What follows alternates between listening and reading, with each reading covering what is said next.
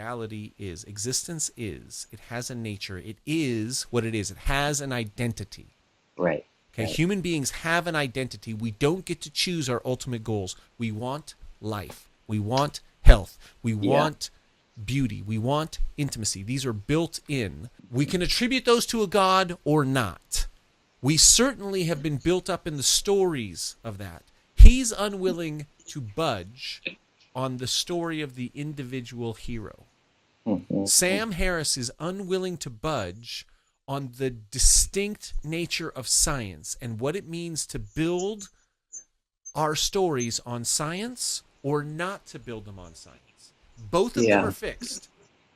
Mm-hmm. Both of them are Right. unwilling to budge unless they can create, unless they can Yeah. co-create Yeah. a frame that recognizes both of the places where they're unwilling to budge, give both of them value, and then play with them.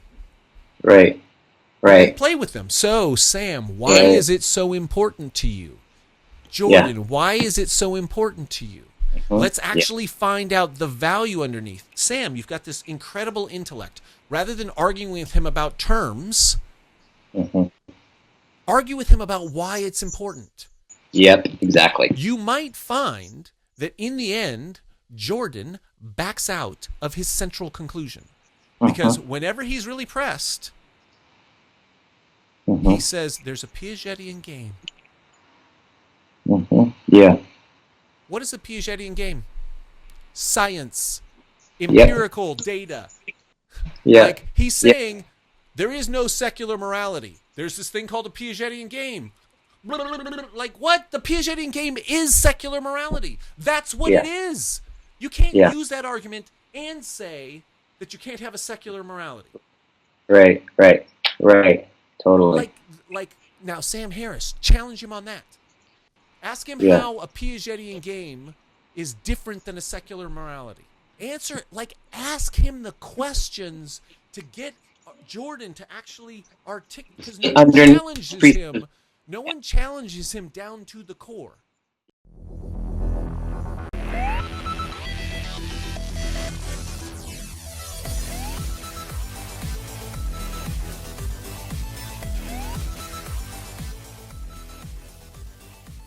Hey, so what do we want to talk about? So, I wanted to talk about Mr. Jordan B. Peterson. Yeah, I've heard of him. You and I haven't spoken about him for a while. Yeah. Yeah. And it seems that every few months he just grows in stature in a way that, back when we were just watching his psychological lectures before he got on the scene, we're Yes. like, oh, wow, this dude's awesome. And now it's like, holy, Yes. this, Yes. the phenomenon that he is, the boldness with which he speaks, the topics he takes on. Mm-hmm. Right, I'm working on this bringing light to the intellectual dark web Mm-hmm. project frame, and so I want to have conversations with you, and I'm going into the 12 rules of life, going through the chapters, and I want to work on that with you. Right. And so I just wanted to set some context. So Yeah. it's June 15th, 2018. Right, he's essentially a year and a half, 18 months ago, he had 10,000 YouTube subscribers. He had no Patreon account. Yep. Yeah. Yep. In fact, I remember you sent me. It was so interesting. You didn't even talk about him, and you sent me some random little note. It was like, "Hey, do you get distracted watching Jordan Peterson videos?" I'm like, how'd you know I was watching those things? This is like a year and a half before he had that breaking thing with C16, I think, when he went on video, and then he exploded. It's been a trip watching him. Yeah. And you could say as an Ayn Rand freak, as a Randroid, as I call myself, right? His concentration on myth, Yep. right, is such a different angle on which to triangulate this thing called consciousness, life, humanity, optimum living, values, rationality. Yep. like how do we be a self Mm-hmm. with Yeah. other selves Yeah.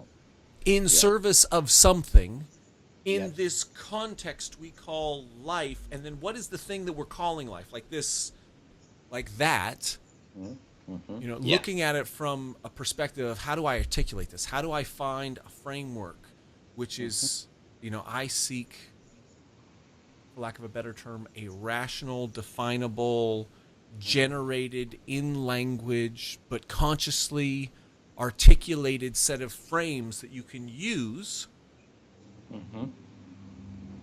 such that when you interpret the world, your life, it causes you to make better and better choices, more and more thriving. This is the, and then he comes at it from no. Let's take this Jungian Joseph Campbell mythic story perspective. Let's take narrative, and not in terms of the narratives you create, but the narratives you inherit, Yeah. and Yep. the narratives that we as a culture have refined over the course of centuries or thousands, perhaps even tens or hundreds of thousands of years. Mm-hmm. Yep. What Yep. what is the nature of those stories and this archetypal piece? Not what do we create given that we inherit that, Yeah. but what is the inheritance? Yeah. Yeah. And it was just encountering that, integrating that. But now Yeah. he's bringing that to the world, and now there's all kinds of really smart people who I enjoy and respect Mm-hmm. who are commenting on him. Yeah. Right? I don't know if you remember on my Optimal Human Values site project, I went through Sam Harris's The Moral Landscape, Yeah. Mm-hmm. right, and used his fundamental frames as a context in which to define a set of optimal human values. Yeah. Right? Yeah. But it's a rational, like let's look at this and abstract out from experience, not let's take an archetype and figure out chaos and order and the dragon and tyranny and the hero. Mm-hmm. Yeah. Yeah. And so, like the play between Sam Harris and Jordan Peterson, Mm-hmm. Mm-hmm. like that fascinates me, and just how he shows up in the world and how the world is responding to him. Mm-hmm. Yep. I thought it would be fun just to find out where you're at in that conversation and just do our thing around that. Totally. So that's my intention for this conversation. Yeah. Yeah. And I've been excited to talk with you too about some of the recent flack he's been getting from even people that we know around it, who previously really liked him, who are now having like criticism of him and stuff.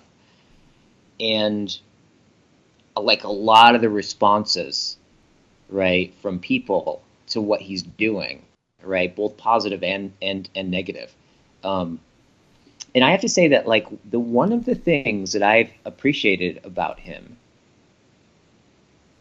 well, first of all, I don't think he knows exactly what he's doing, right? Like I don't know if he thinks he's doing something, but I think he's kind of finding it out as he goes. But the thing I've appreciated about him is, and this, I'm glad I have this perspective from having watched him before all this. Mm-hmm. When I go back and I watch an old interview of him or an old lecture of him or something, he's exactly the same. Like he shows up, and in my experience, he has the same emphasis. He has the same thinking something out. But now it's like literally he's having a dialogue almost with the entire world. And this is what I think is really interesting to me, is I think it's highlighting the possibility of because a lot of this is happening over social media. It's happening over like primarily YouTube, right? And podcasts, but primarily YouTube. And I was thinking about, well, like we still don't know what the hell the internet really is, right? Like we still don't even know exactly what it is.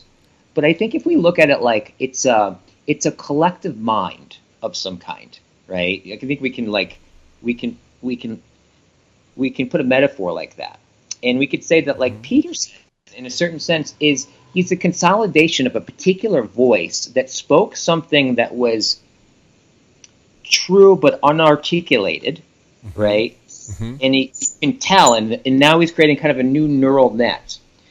And then all of a sudden, like, he'll be going along, and then they'll get an interviewer or somebody that is just shitty with him, or like bashes him or something like that. And and this is what I think is really kind of what is cool about the internet, or a really good thing about the internet, is that his first response often is kind of like, you can kind of tell it's like he's kind of irritated, right? Or like, and rightly so, I could get it, and Mm-hmm. a little bit grumpy or something like that.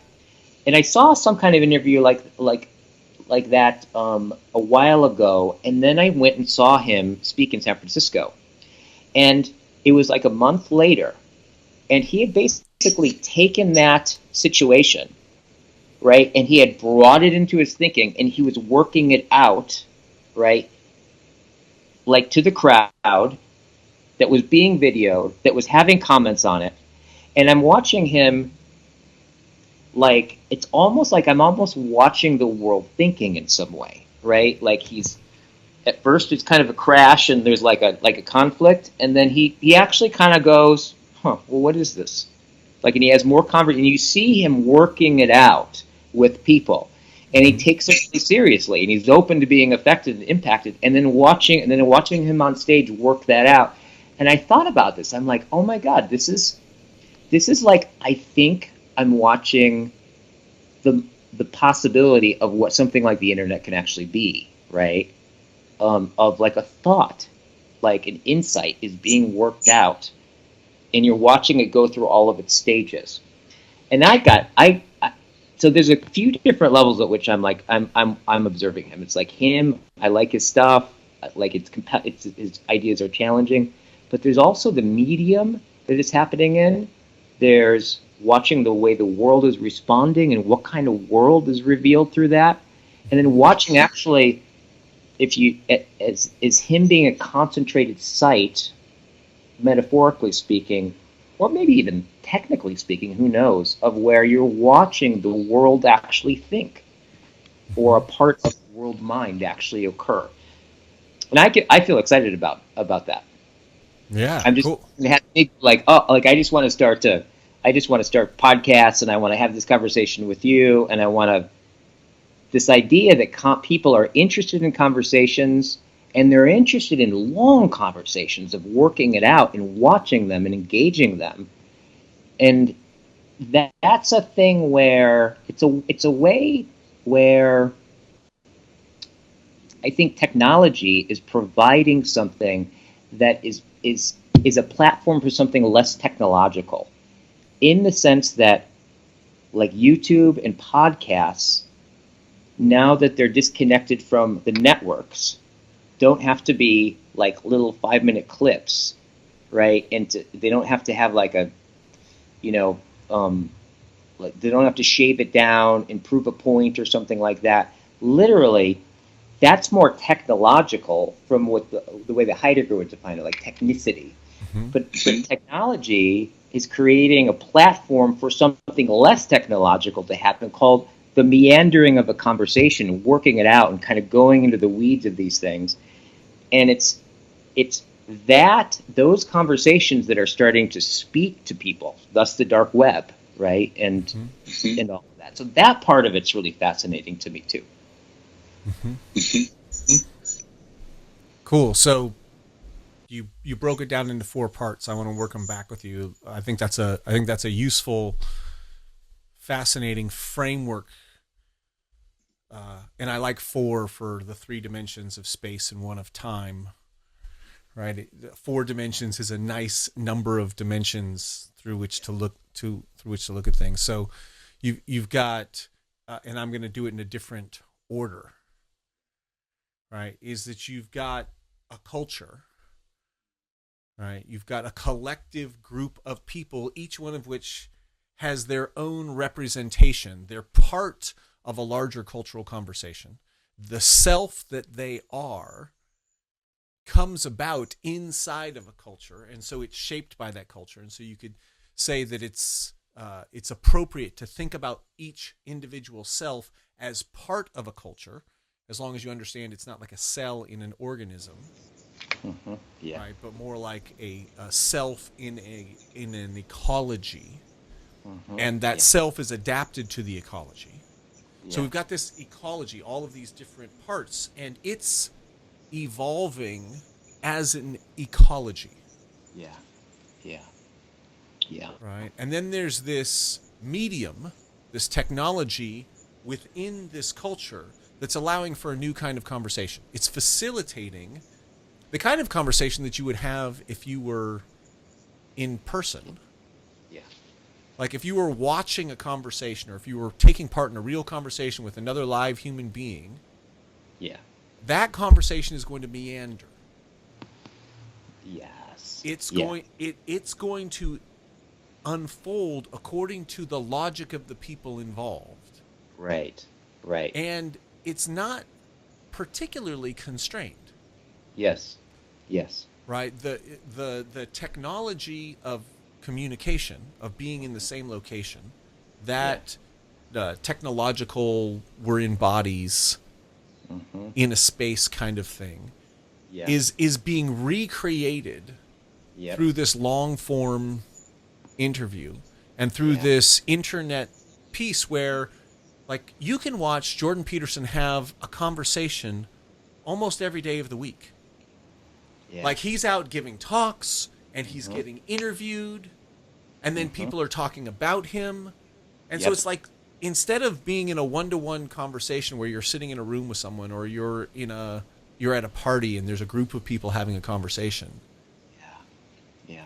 The technology, which for a while got us into these little 5-minute sound bites, like until last friggin' week, right, had us in these sound bites kind of thing where the only shared conversations for people who weren't actually in the room, the only shared conversations in this larger ecology were the ones that were managed by the major networks. Yeah, totally. And up until literally 5-10 years ago, the only conversations that the ecology shared were sound bites. Yep, totally. And now totally. we've got this medium. We've got this medium that allows for the kind of thing that we used to have in one-to-one conversation where we could meander. We've now got these ongoing conversations which are deep and wide and far-ranging and incremental and recursive. This person talks to this person, talks to this person, talks, and it's like this huge party. It's like this big conversation that we can all participate in to different degrees. Right. And so we've got the culture, and then we've got this medium, and the medium is causing the culture to interact in different ways. Yeah. And then you've got this one person speaking his perspective. It's like he's at the party and he's talking, and people are listening to him. Yes. Right? And what does it take to be at the front of a room? It takes an audience. Like I always say that when I'm working with my clients, I always say the first rule of leadership is turn around. Yeah. Is anyone following you? Right? That's the first rule of leadership. Is like, if you want to lead, if you want to be a leader, you actually have to have people follow you. You have to be able to say, hey, I'm talking. Yeah. Does anyone want to listen?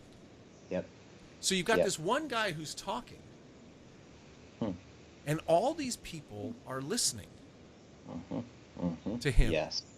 Yes. And they're like, talk more. Right? Here's $80,000 a month that we're just going to give you to keep talking. Yeah. Totally. Yes. Right? And so he's talking, and he is sharing his perspective. And other people are sharing their perspective. Yeah. And in the process, there's like this kind of two levels of things going on. One, all of the different perspectives kind of get to come into the conversation. And so you're watching a large conversation with lots of different perspectives. Yeah. And any perspectives that actually speak for other people. right? Especially in Jordan's case, like he's saying things and people are going, I didn't know how to articulate that. Yes. I didn't Yes. know that I actually felt and thought that thing or some variation of that thing. I mean, it was kind of subtext, and at times I would, I feel something, and then, but he's saying it, and I'm identifying that I resonate with that. Yes. And so Right. many people are doing that he's becoming an icon, like an archetype in his own form. In Yep. this conversation, if the conversation were a plot or the conversation were a story, like he's a character that people are identifying with because they identify with that character. That's the kind of thought that they think. That's the kind of concern that they have. That's the kind of... And then other people are doing it. And so now you get to watch the different people play the things out. And so the culture through the technology and the individuals now get to play out the organism. The ecology becomes represented into like a living play. Where it used to be a dramatist would create a plot and the actors would play out the things so that we as the culture could watch it.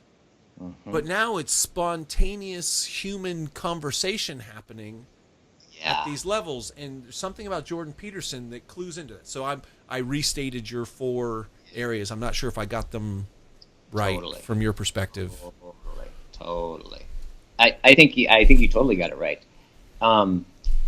And what's compelling to me, and just a little bit of a backdrop, is that I've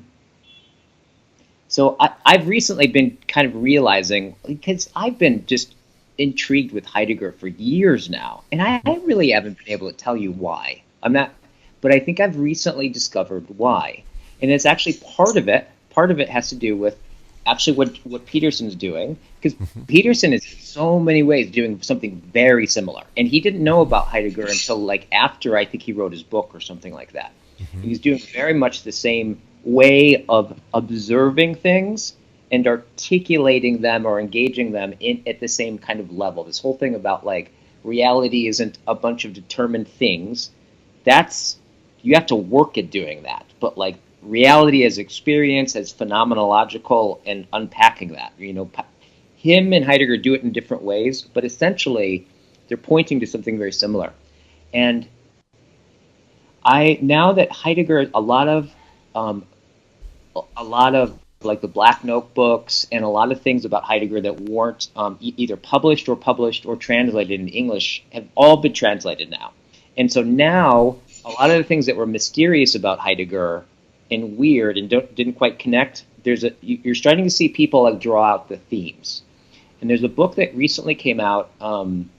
It's called Ontotheology, and I can't remember the name of the title. So kind of ontology and theology. Yeah, and he said he went in there and he talked about you saw the whole corpus of his work having one thread, and it had to do with essentially.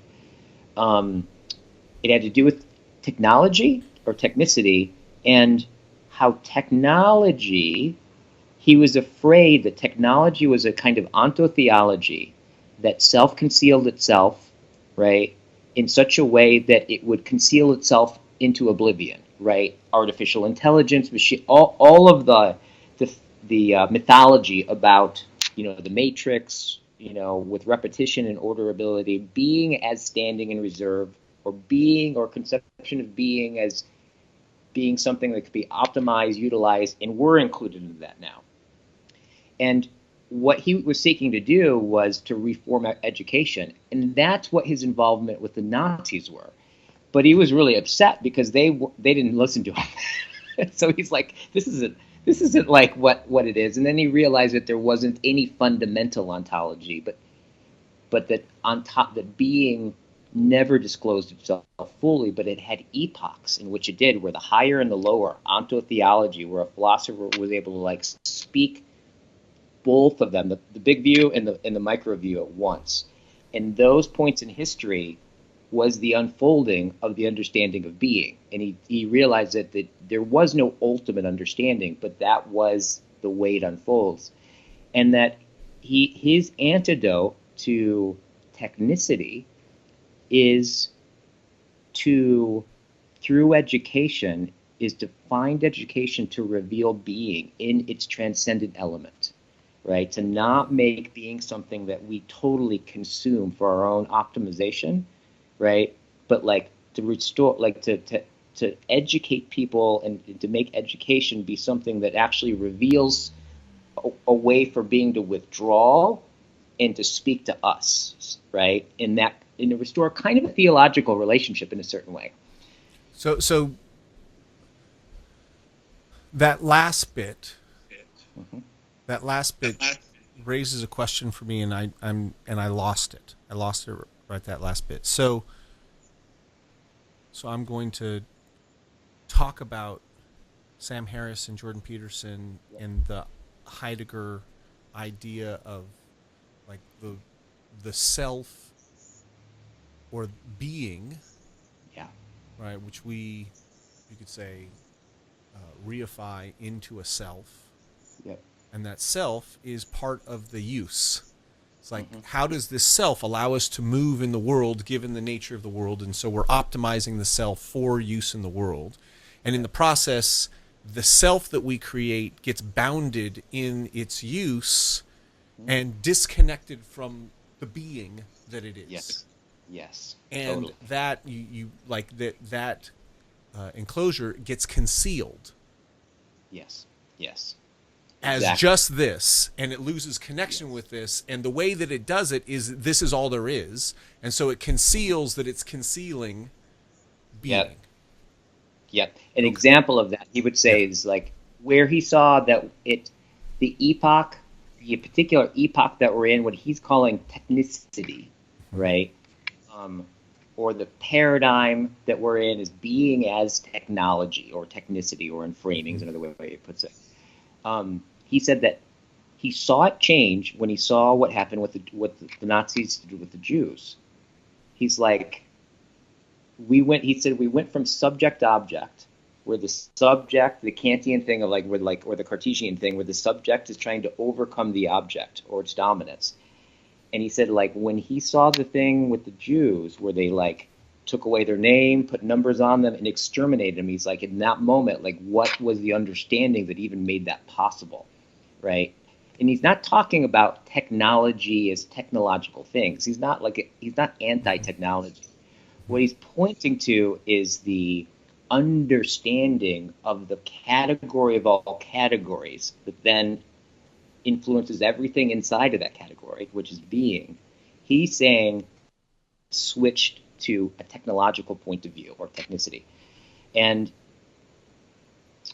so what's interesting to me, okay, about this thing about like the medium in which people are like Jordan Peterson and Sam Harris and all the people that we're calling the dark web now, right? What's fascinating to me is technology has brought this platform up for conversations that are not mediated, right? They're more raw, right? They're not technological. Whereas like the news is a little bit more technological. It's more like, okay, we have 5 minutes, there's a purpose, right? We have to make it sensational, right? It's more like standing in reserve optimization, right? Whereas now, technology in this new medium has actually created a platform for something less complete, less ordered, more meandering, right? More like something untechnological to be spoken and for people to be responding to. And I think that that where technology and something untechnological coming together, that's speaking to people in the way that you're talking about it, is utterly I still haven't formed all my thoughts about it, but it's like I think it's really significant. I think it's really significant that people can listen into a conversation, right, and be altered by that conversation and have conversations about that, and that's available, and that technology allowed that to happen, and that's what where our attention is drawn, and that's what's feeding us and influencing us in more and more people, I think is absolutely extraordinary. Yeah, it's a crazy time to be alive. You know, Totally. so many places to go with that. So many places to go with that. I want to go back to your earlier point and keep that in. So, if so, vocabulary. To if we're going to say that technology,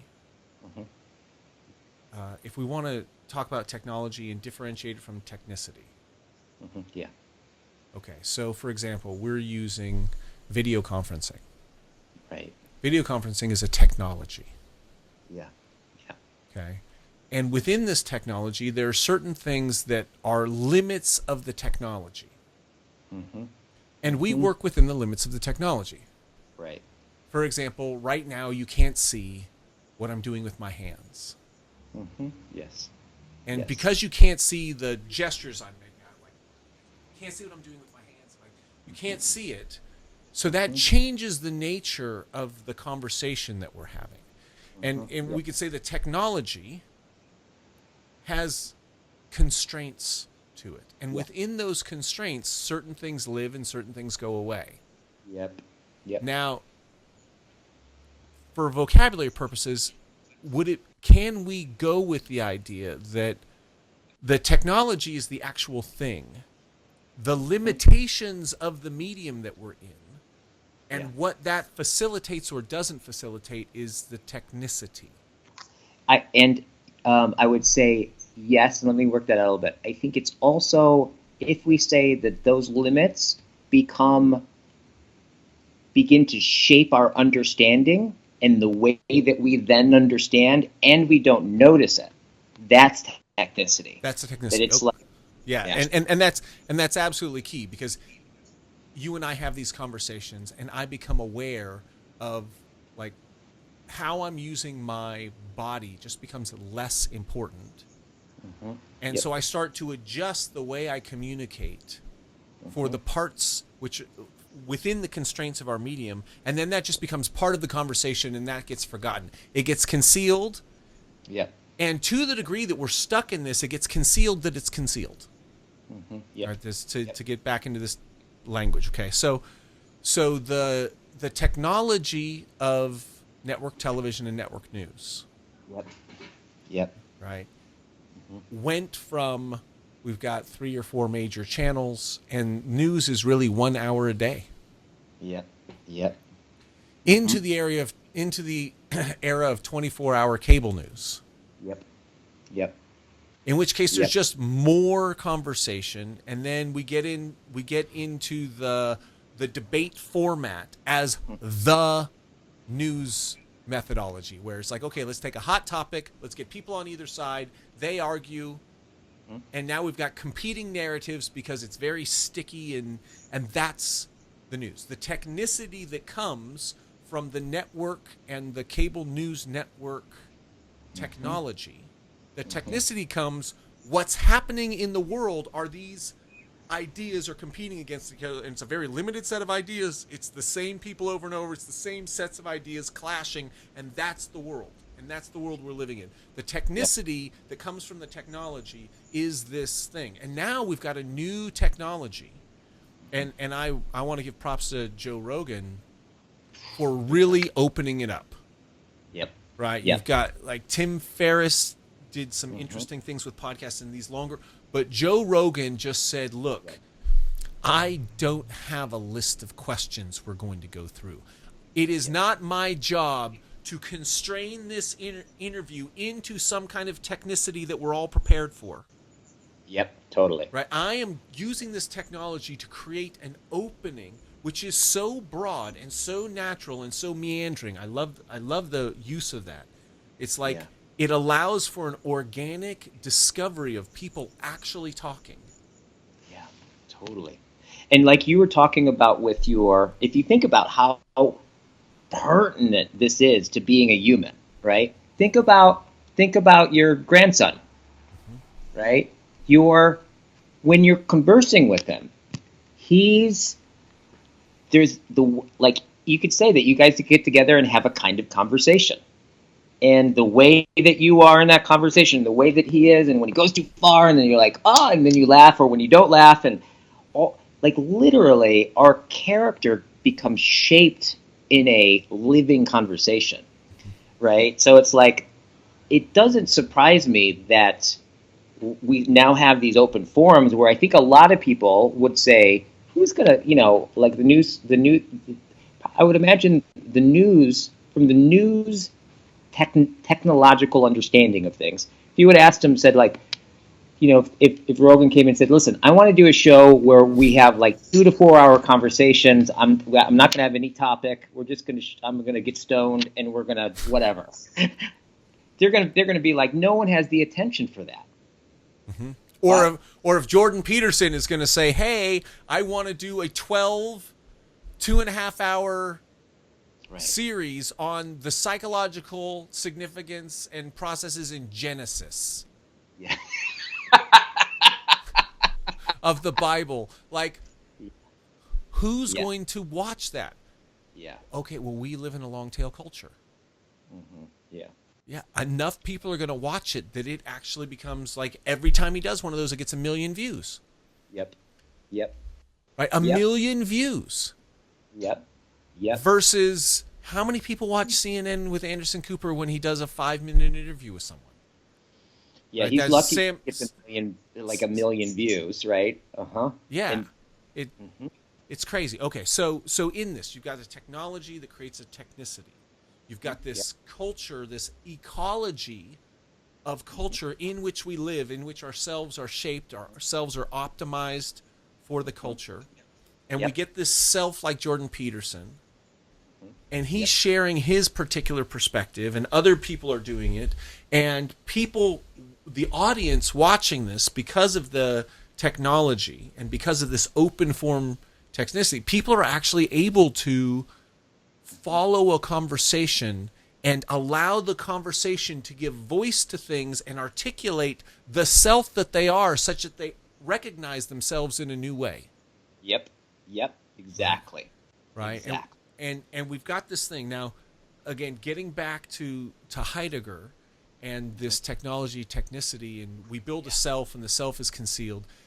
Education, as you put it, is you can educate in the sense of we want to teach you the skills and the fundamental building blocks of the skills so that you can be an optimized self in the concealed world. Yeah, right? Kind of like the technological view of education would be that the student is like an empty vessel, an eager empty vessel in which you pour what you're learning in, and then when it fills up, you're educated, right? Yes, and the things we're going to fill in are the things that set up that self and optimize that self such that you can go out and be a cog in the machine, be a worker in the factory, be a self in the culture, which is concealed, as if this culture is the only way to be, and the self that we're teaching you to be, a good self, is one that has taken on this structure. We've got a preformed structure. We're going to give it to you. Your job is to take yourself, conform it into the structure. Our teachers are designed to get people to... And the idea of a good education is that when you come out of the education, you fit into the machine. Right? And you have the knowledge. Right? And that can be, you could say, a technological or a technical education where we teach you to work in a factory, we teach you to be a secretary, we teach you to be a scientist, we teach you these things. Or it can be... just notice implicitly, like without probably even explicitly knowing or understanding this, the way that you're talking about, notice how much order is involved with that in repetition, right? And that's the essence of getting technicity or in framing, which is where it's the view where the only thing that we begin to see is that which is orderable and optimized for immediate consumption. And yes. Okay, and did you say enframing? Yeah. And that I don't know if I totally... This is the thing about... Great. So I now have a peg in my mind for enframing. I have some idea that enframing is a way of like taking technicity and turning it into a narrative form, Yep. right? And if you can create a narrative form that captures the technicity, that fits into the technology, then Yes. it takes the culture and has the self fit into the existing culture, Yes. the existing ecology, which is all concealed and which is for consumption in this sense, Right. right? And It's that's how for you. It's for use. Right. And that's how you can get these awful places like Plano, Texas, where all there are shopping malls. There's not in shopping malls and chain restaurants, like literally, they're all there is. All about consumerism. 40% of the population or something is like hooked on opiates, right? It's absolutely. I go there and it's awful, and no one is like walking around going, this is awful. There's an oblivionness to it. We begin to not be able to see the dark time. To the degree that we have adapted ourself into the enframing, to the degree that our Yep. self actually fits in the technicity, Yep. then it becomes second nature. It becomes the way that it is, and we simply work within that framework. Yep. And the beingness, and this is like because as I think about Heidegger, it's this: what is being beyond that? What is being that it can be that, and what else could it be? Exactly. And right there, what we're saying is that when you confront being, one of the ways that you confront being is that there's something about it that is withdrawn from your intelligibility, or is like goes beyond the limits of your understanding, but it shows itself or stands forth as it is in its not being completely revealed to your mind. So, for example, like intimacy, I think is one of the places where that's still really alive. Is that when people have intimacy, there's this experience of like, it's not an experience of like collapsing distance and being informed about the other in like an app or something. No, it's like you're looking at each other and you see this human being. And you're like, oh my God, you're a someone. You are more than Yes. the thing that I could be informed about. Exactly. Like I have a set of ideas of who you could be, but you are actually more than that. Exactly. And that intimacy with life, with spirit, with like this aliveness, this being, is that experience itself is more than what we can see in our enframing from the technicity, from the as based in the technology, and right.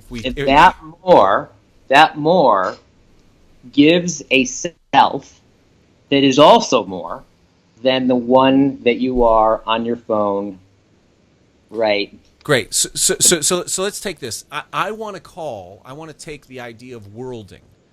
Yeah. Right. So there's being in the world. Yep. Right. Being in the world, that we encounter being through the enframing, and then through what doesn't fit the enframing, and then we have to create a new frame for that which we are encountering, and we world it, like we world the experience within the frame, within the enframe, within the technicity, and when we encounter the chaos beyond the order of the enframing, when we encounter the chaos, we have a choice. We can either demonize the chaos, which we could say is a way of taking an enframing that we already have, an existing story that's within our frame, in which we have good and bad. Yep. And we take the ultimate other, that chaos, that thing that doesn't fit in our frame, and we reduce it down into the evil, the bad thing within our frame. Yep. Exactly. So we take the fullness of the unknown of the other, and this never more true than in relationship. Yep. Totally. Right? Never more true than in relationship. Yeah. The other, that vast unknownness of the other. Yeah. Like, my wife and I, 10 years now. Yeah. Right? Dating 17. All the way. Like, when I'm present to what is unknown in her, when I test what I think is known, and Yeah. I say, I think this. I think you're thinking and feeling this. Not like you are thinking and feeling this, aren't you? Yeah. But I experience you as thinking or feeling this. Is that accurate? Does that map for you? How would you say it? And then she comes back and says this thing, which I'm like, oh, that is not within the realm of who I thought you were. You have now surprised me. So this chaos, I can deal with this unknown, this thing which does not fit my frame. Yeah. The beingness Yeah. of the world, and especially as embodied in another human being, Yeah. you know, the another human being represents being like nothing else, because it can speak, and if we listen, we can. So there's that beingness, Yeah. and she appears to me, she occurs for me as in a world. Uh-huh. Like I see her and I interpret her into a known frame. Yeah. Yeah. She's in the world. I am worlding her. Right. Right. Right? That is an action that I am doing. I am actively interpreting her as something, as if the something that I'm interpreting her as actually encapsulates who she is. Yep. Right? Like I'm taking this vastness, this unknownness, which is so much deeper than my capacity to imagine her. Yeah, totally. And I'm pretending, I'm worlding her as if she's something that I can know. Yes. Right? And then I'm confronted with when I'm aware of it. And when I seek it. And this is the hero going out into chaos, looking to go beyond order, to go beyond order, to go beyond the tyranny of it's only this, and everything that I know fits into my existing structures. Yep. Yep. That this being is beyond my worlding. Yes. And that Yes. encountering chaos as the hero Yes. Yes. means challenging the order. Yeah. Yeah. Right? Like, Versus you challenging her forth to reveal the self-saming of your own world, right? Like you challenge like your world, you could say that your world is untechnological in the sense that it's given by a horizon of unknowability that you actually move toward, right? And what I think what we're talking about, and I think this is part of what is speaking to people about Peterson in a way that like maybe they wouldn't put this way, but I've been thinking about this, is that in so many ways, the way he's presenting life, and this is where I think he's really, where I see him in Heidegger doing very much similar things, is he's presenting life in a very untechnological way, right? He's actually, he's saying like, no, it's not about optimizing yourself and knowing for sure. It's actually, if you want to be alive, like handle your shit, get ordered, right? But so that you can stand up and choose the chaos you're going to move toward. Feel what moves you and let the unknown grab you and grip you, like, and give yourself to it voluntarily. So yeah, go, continue. So I think as you're talking about that, I just knowing you, right? Well, the question I have is, when you go, there was this point where you went, when you went, oh, so you're like, you were just like animating a conversation with Min, and you said, so it's like this, right?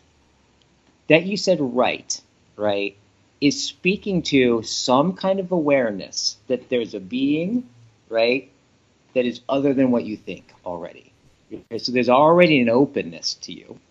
But when she says the other thing,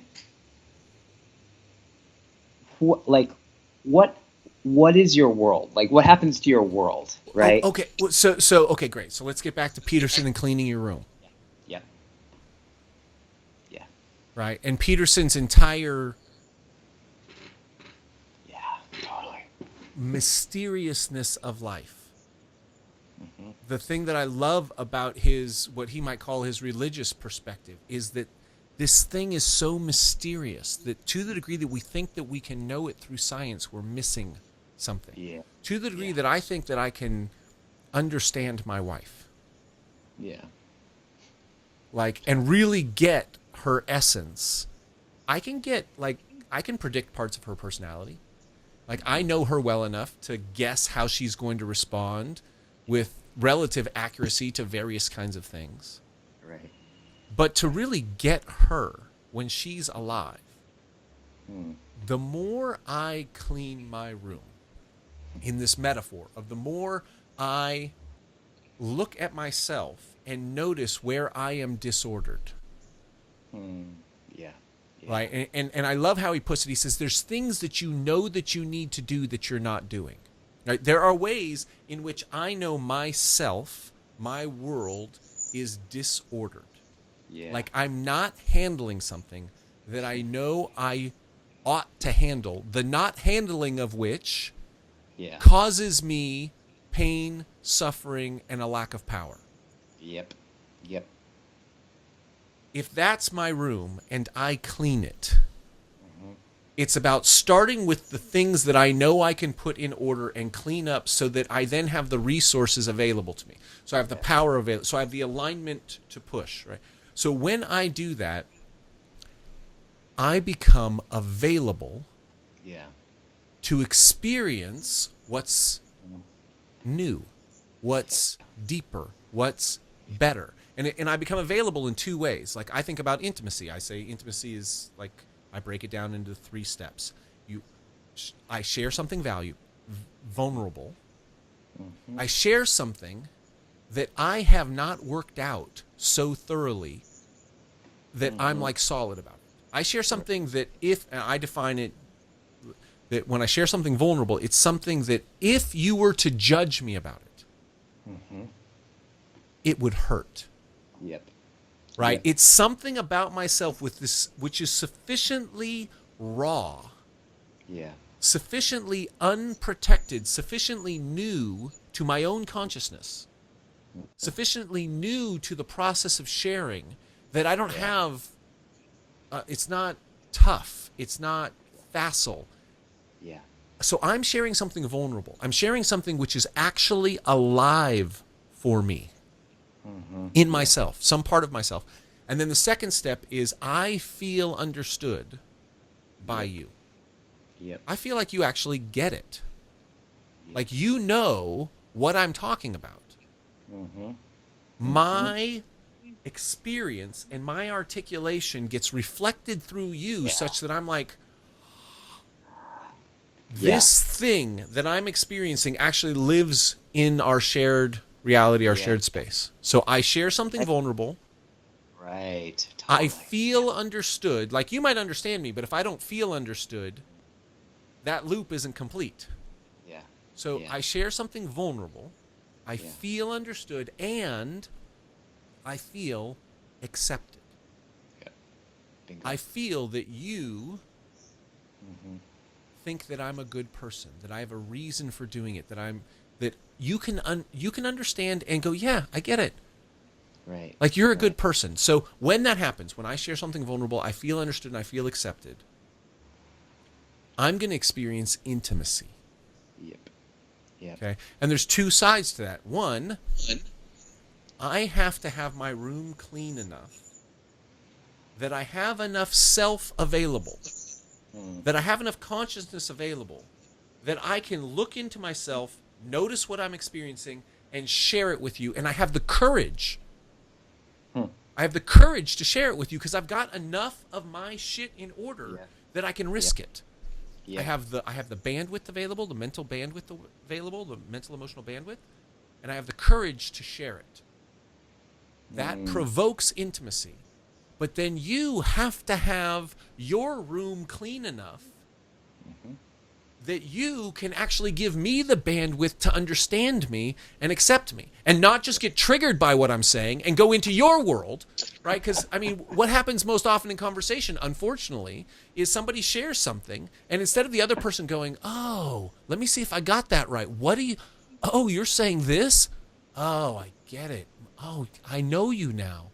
Yep. I feel I accept you. I get it. Instead of doing that, right? You share something with me and I go, well, I don't know about that. And now I make it about me. Yep. So you don't feel understood. You don't feel accepted. And then I share and then you go, well, you're not listening to me. And then and there's no intimacy. Yep. So when you ask me, like, what happens when I listen to her from the perspective of wanting to discover what's new? Like when I say, hey, I think you're feeling this.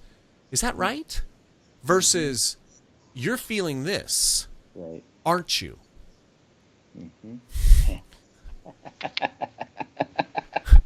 Right? And it's that I have cleaned my room enough that I'm available to discover her.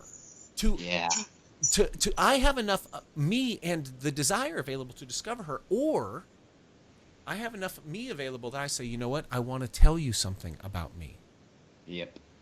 I'm going to either provoke intimacy, and intimacy is always, the feeling of intimacy is a worlding beyond the current enframing. Yeah, totally. Yeah. Like that's what intimacy is. It's like you go deep.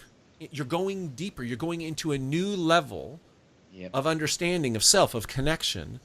Yep. So cleaning your room, right, makes you available to encounter being,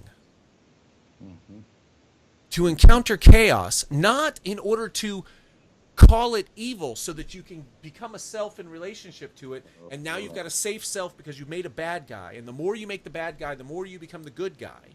And it's all about polarizing against chaos by making it into the evil dragon. No, you're after the dragon's treasure. Yep.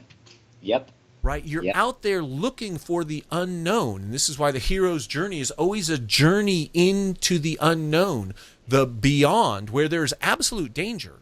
Because vulnerability, when you share vulnerably, most of the time you don't get intimacy. Right. You get attack. Right. Okay, so now Jordan Peterson comes out in the world, and he has been on this journey of, look, I want to clean my room. I want to study the human psyche in its ugliest places so that I can confront it. Like in the room of his psyche, he's like, I want to study totalitarianism and prison guards and gulags and concentration camps and mass murderers.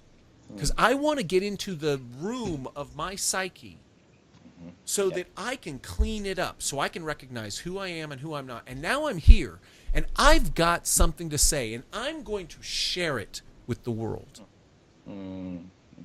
Yeah. And like in a relationship, like in an intimate relationship, because of the new technology, which allows for his lectures to go online or his long-form interviews to go online, this new thing, when he shares, it's like an intimate conversation. There's this new possibility. Exactly. And some people go, oh, I understand. Yep. And I accept you. Yep.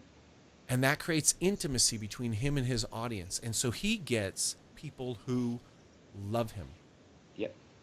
Yep. And it's hilarious because what do they come up? They come up to him and he reports over and over. They say the most intimate things.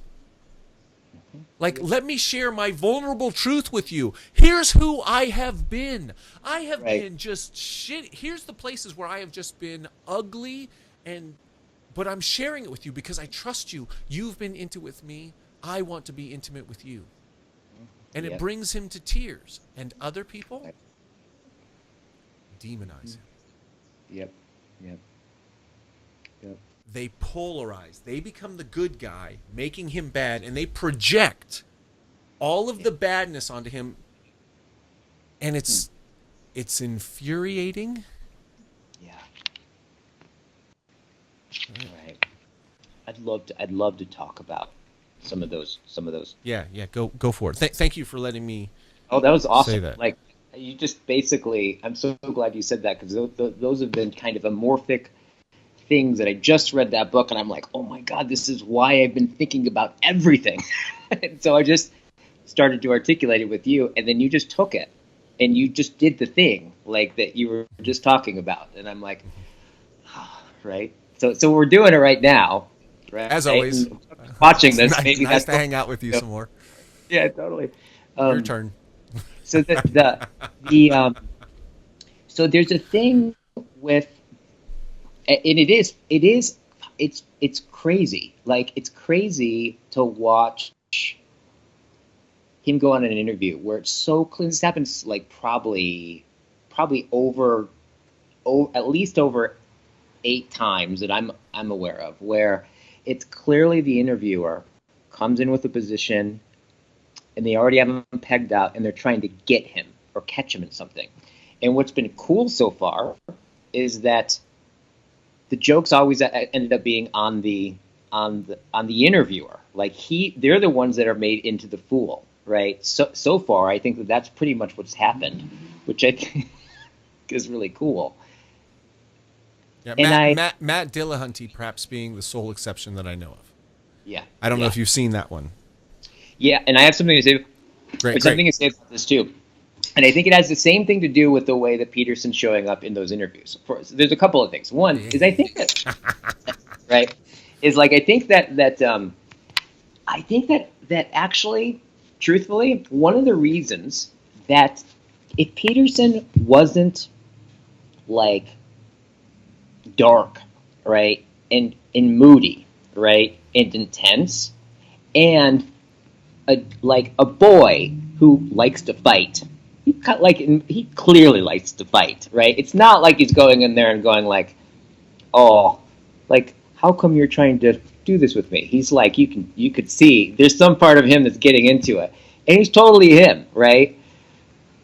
And I think that there's the way what I've seen with him is that when an interview comes at him, he just holds his position. He holds his position, and he occasionally steps out of it for a second, and he makes a joke about, be it like in the last one that I saw of him with the woman that was like kind of nailing him about like getting money for what he does.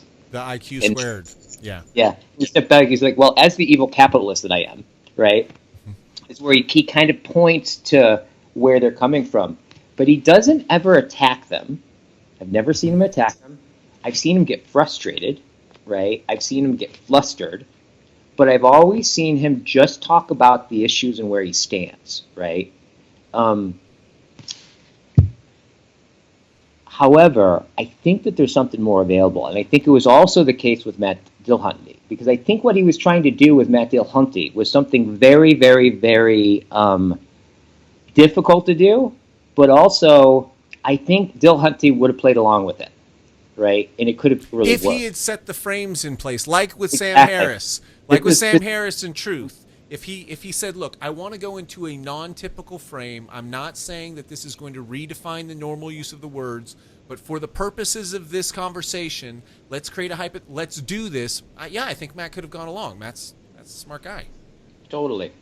And that's the part about it. And I remember you saying that about him when we were doing the first conversation about his like the blotch with Harrison, the first 2-hour interview about Truth, where they got stuck.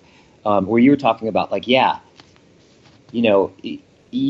what I recall you saying is like, Jordan wasn't accounting for how radical of a position that he's coming in with, right? That if he would have said, hey, like, look, I want to play with this idea with you. I acknowledge and understand that this is way outside of the normal framework, right? And set that up, and then like they could have found out where they would have gone. Like, and I appreciated that.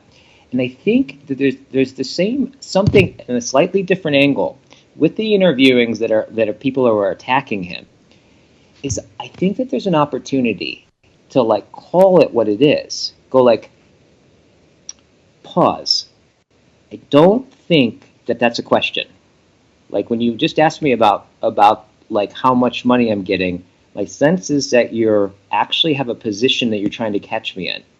Is that true? Right? And actually unearth the thing that's actually happening in the room, right? Because I have a feeling that there's an opportunity there that if the interviewer then goes back into that position and he goes like, I still don't think that you actually are relating to me as a person with a viewpoint that has a validity that you want to find out what that is. Like, how if that's true, how come you're doing that? Did you know you were doing that? Like, and actually get the living conversation up. I would love. Yes. Well, I okay. would love to So, see that so, happen. so a couple things with that. One, I mean, I don't know, who am I talking to? Some guy invented something called circling or something like that. Yeah. I can't imagine why you particularly would want him to call attention to what's happening in an inquiry way, such as you can Totally. shift the level of conversation to Yeah. the structure of the conversation and the way of being behind the conversation and the motivations, not as an accusation but as an inquiry. I can't imagine why you would do that. Just Well, where I think it's actually consistent with where he's coming from is, what does he do? He's not going, let's look what's beyond the horizon. He's like, let's look at the horizon that gives our understanding that we stand on top of and don't know it. Let's unearth it and unpack it and see it. And this is the thing where you say he's doing the same thing that Heidegger is doing. Yeah. Like Heidegger worked so hard and created this obtuse vocabulary. Sorry. Yep. Maybe it's helpful when you have all of the black books and the unpublished stuff to make Not that much more helpful. to make sense of it, right? But he's attempting to point out the horizon within which the self exists, and the things that become optimal only exist in that optimal context. And what is the story? And how do we shift the focus from how do we move within the story to what is the story itself? Yep. And Yep. and Peterson is doing that on a macro level where he does maps of meaning. Like, I'm telling you, it all comes down to this fundamental story. And I want to talk about the story that we're working with it, so we can figure out how all of the wisdom of the past can help us navigate this fundamental story, which is part of the technology of being human. Like, we wake up in a body with a brain that must move and live and eat and interact. That's the technology. And there's a technicity within that technology, which is this fundamental story. Yep. Totally. And I want to go not from within the story, but let's actually look at the storytelling. Let's look at the story. What is the horizon in which we're working? So he comes into an interview with Joe Rogan, and Joe Rogan says, "So what's your trip?" And Peterson goes, "Boom, boom," and Rogan goes, "Really? Wow, what about this? What about?" And it just unfolds and it grows because the technology that Joe Rogan is using leads to an openness for Peterson to shine. Exactly. And so then he can just give his gifts and shine. But what's interesting is it's not, and this is what makes it like what technology allows something very technicity oriented to happen, is what's shown in Peterson is people are like, who is this? They're not like informed as a series of facts. They're like, it's an intimate experience of there's something going on that he's saying that is not, I can't totally grasp, but I understand in some way. And that I don't understand, the unknown part of that actually shines out as the kind of like chaos, right? Yeah. That's formed. Okay, so if we say that the technicity of network television leads to a methodology of sound bites. Yep. And those sound bites are packaged within the enframing of the technicity from the technology. Right. Okay. So now when we get to Jordan Peterson, his initial technology is recordings of his lectures. Yeah, totally. Totally. Yeah. Which are open, organic. They're not sound bites. Right. He's not giving you a piece of knowledge which you are going Yep. to learn and then Yeah. regurgitate at the appropriate time. He's not giving you a Right. tool Yeah. that has a very specific use, that at the appropriate time you bring out that tool and you use it. He's not giving you a world. Yeah. Yeah. He's giving you worlding. Yes. He's saying, like, here's how you world. Here's how you create the stories. Let's get into the technology of how you actually create stories. Right. And Totally. let's have you, like, here, check out this brilliant person, and here's how they thought about it. Notice what that makes possible for you beyond what you already know. Yep. Let me give you a methodology for worlding. Let me give you a methodology for creating stories. I'm going to give you a best practice. Yep. And the best practice is, right, that you have a goal. Yep. And the goal creates the facts. Yep. The facts do not create the goal. Yes. And Yes. if you will clean your room, then you free up your consciousness to actually discover a goal that is yours, not the goal that you inherit from the world. Yep. Yeah. Like, it's not that the goal of being in Plano, Texas is which chain restaurant are we going to go to tonight? It's not optimizing and making something like collapsing distances, which is what technology does, is it collapses distances, but it makes something further away, right? The thing about what's extraordinary about Peterson is, like, I think I've heard a bunch of people talk about Peterson, and he's like, look, his point, he's not clear on these things. I don't know where he stands on these things. Boom, boom, boom, boom, boom, boom. And they're kind of criticizing him for that. And I'm like, to me, that's not a criticism. In fact, that you can't pin him down, and he can't pin him down, right? Like, he doesn't fucking have a position on it that's easily, as he talked about, like, well, if you want to know how I believe in God, sit and watch those lectures. That's how long it takes for me to kind of work that out, and I'm still working it out as I'm talking about it, right? Like, that people can see that and are gripped by it is because there's something real there. Like, and I think I loved how you put that. He's like, he's not presenting a world, right? Like an app that you open that presupposes you in it and that you like lose yourself into it. No, what I heard you say is he's giving worlding. He's engaging you in something that isn't fully complete, and its incompleteness, the unknown, speaks to a horizon that can't be fully revealed, right? It's like, in that sense, it's theological. It's like religious in that. I think that's what he means by religious, right? Is that live your life in such a way that the furthest horizon is what shines to you, right? It's like the chaos that shows up to you is the thing that you can't, and then watch, and like, in that engagement is the articulation of your character, right? It is the making of your face, right? But live in a way that like presences that horizon, that gives testimony that horizon, that makes you to be a self that actually is available to be gripped by what isn't immediately intelligible to you. As Heidegger would say, like, follow the movement of showing, right? And that's what kind of being speaks. So fantastic.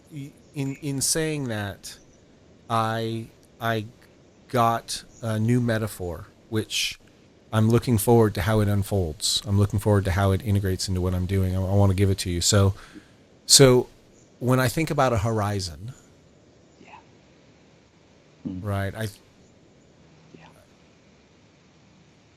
A horizon is relative to where you are. Yep. Mm-hmm. Yep. What I got from what you were saying is that Peterson is saying that there is a horizon beyond your horizon. That there is a horizon that happens when you are moving. Mm-hmm. Yep. Yep.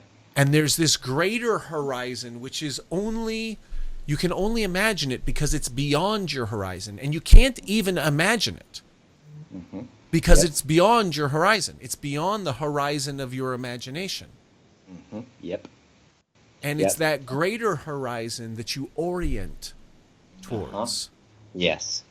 Yes. And to the degree that you don't, to the degree that that becomes something that, like, you actually go bad or no or whatever it is that doesn't have you, because that's the other thing about a horizon, is that, like, when you go towards it, you can't ever reach it.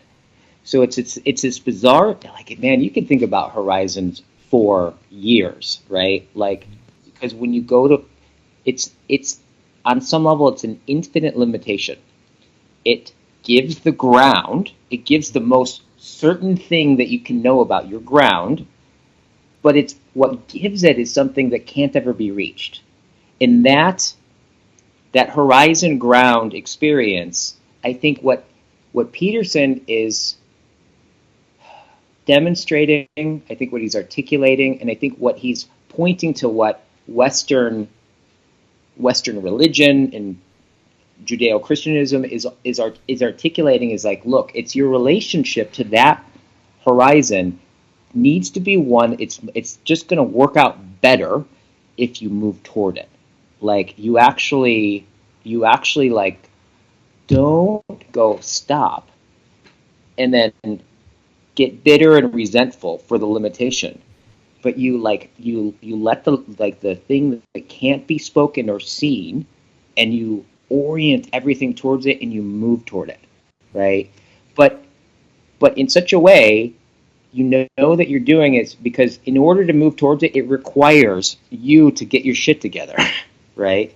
And the more you get your shit together, the more you can move towards the horizon and therefore expand it and find new horizons. And what you're focusing on is the horizon of horizons. Yeah.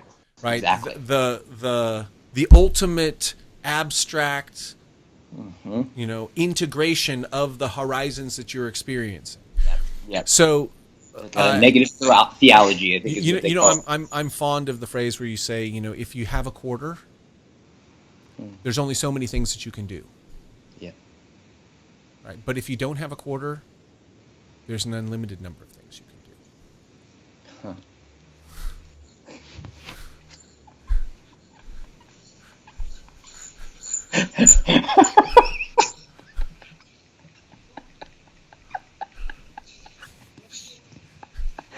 Oh man, that's gonna whittle in my mind for the next 10 years. Yeah, and it's like this. It's like once you're in the world of the technicity, once you're in the small world of the self within the inframing, Yeah. and you have a stock set of choices amongst which you choose. Right. You are in the world. And Yeah. education, in this Heideggerian sense, as you're saying, is like teaching you how to make choices within the existing world. Right. And education as he would desire it, I can imagine, which is what Peterson is doing, which I'll say, which is what the dark web is ultimately about. Yeah. It's about questioning the set of choices. Right, and if there's any Marxian critique of capitalism and consumerism that I find valuable, is like you talk about Plano, Texas. It's like, okay, which restaurant are we going to go to? Which movie are we going to go to? Which pre-chosen, pre-packaged set of options do I choose among? Right, right, and Warner would say that's not that's a decision. What we want is choice. Yeah. And choice is certainly how we relate to the existing decisions, but even more, there's this possibility that goes beyond the quarter, that goes beyond which restaurant are we going to go to? Which show are we going to watch on television? Which purse am I going to buy?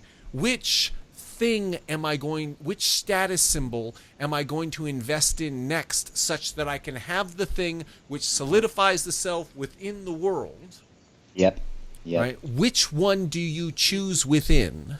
Yep. That when I look at the dark web, when I look at Jordan Peterson, as reflected in his Joe Rogan interviews, and Dave Rubin is also great at this.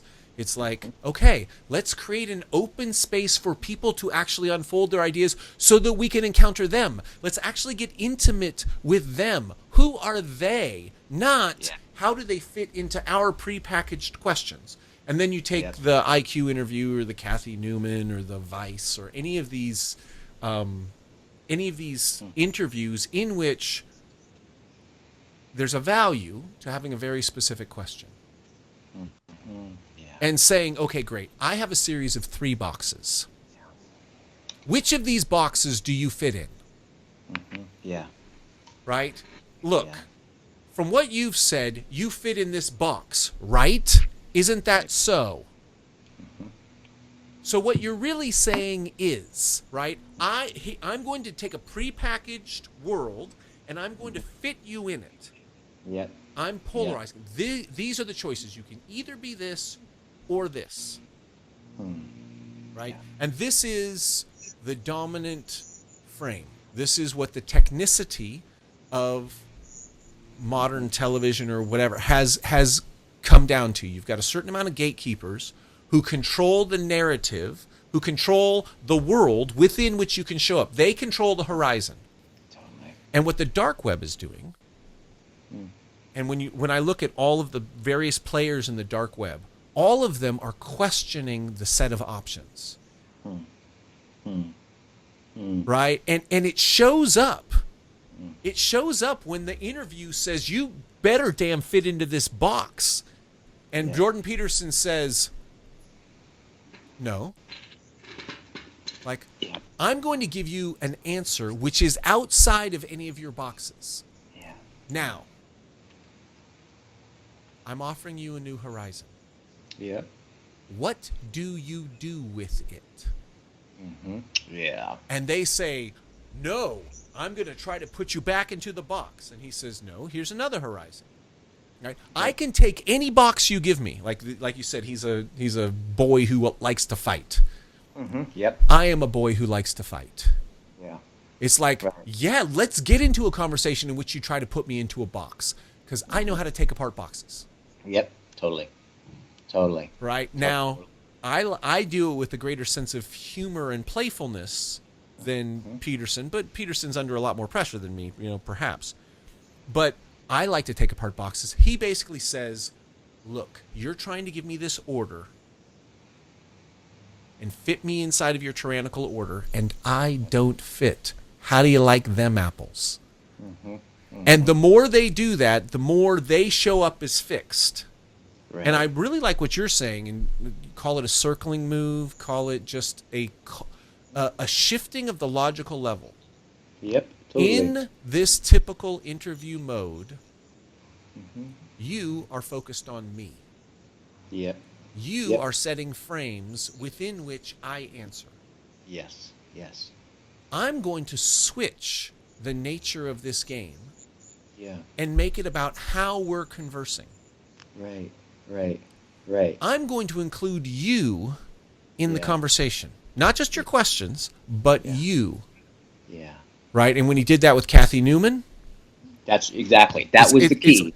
He shifted the conversation from answering her questions to drawing attention to the dynamic in the room, to the actual conversation, the thing that was happening, the thing that people are actually there experiencing, but that wasn't the focus of the conversation. In postmodern terms, right, you've got a dominant narrative, and the dominant narrative is we're in this context where I'm asking you questions, your job is to defend yourself, and it becomes clear after 4, 5, 10 minutes, 15 seconds, that this is not a Joe Rogan conversation. This is not a Dave Rubin conversation where someone's actually asking you a question and you are actually sharing yourself with their intention to understand and be understood and be accepted. That is not the game. It is not a game of intimacy.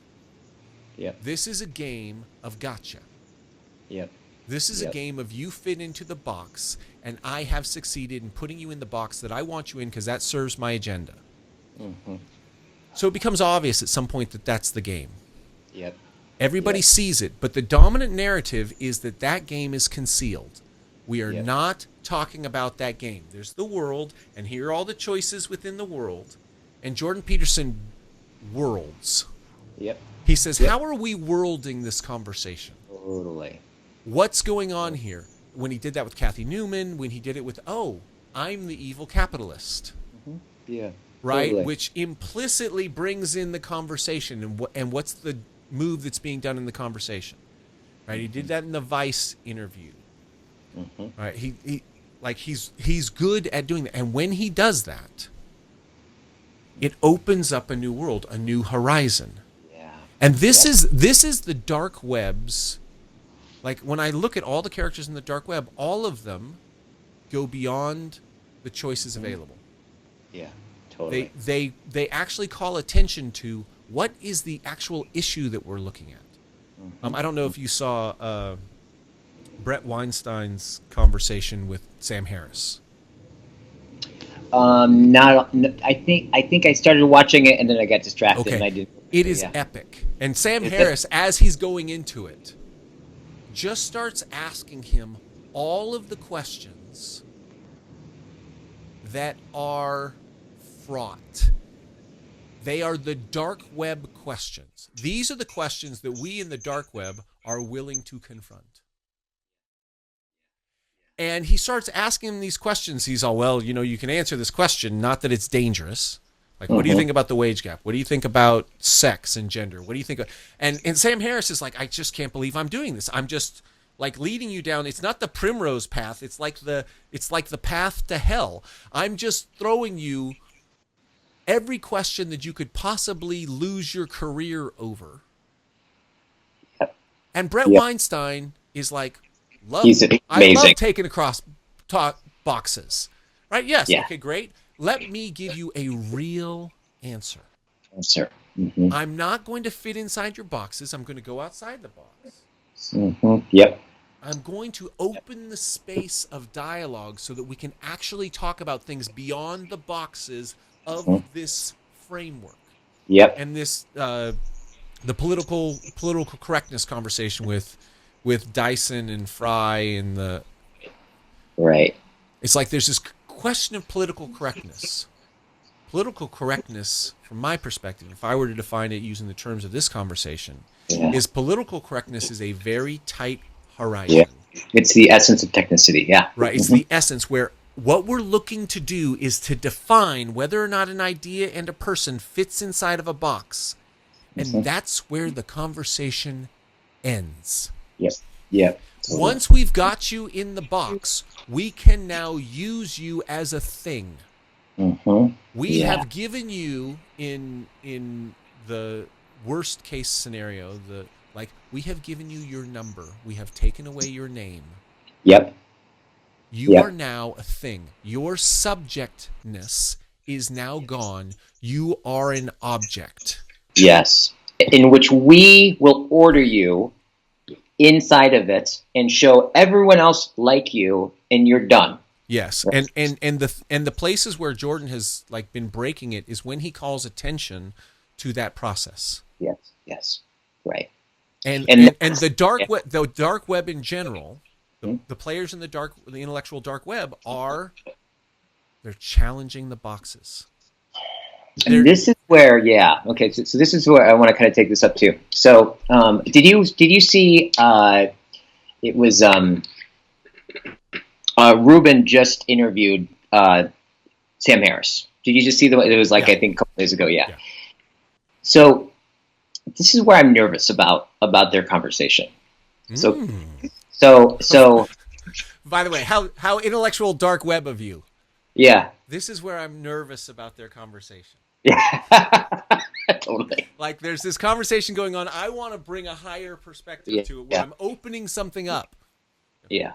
Because when I look at it, and this is where I'm hoping that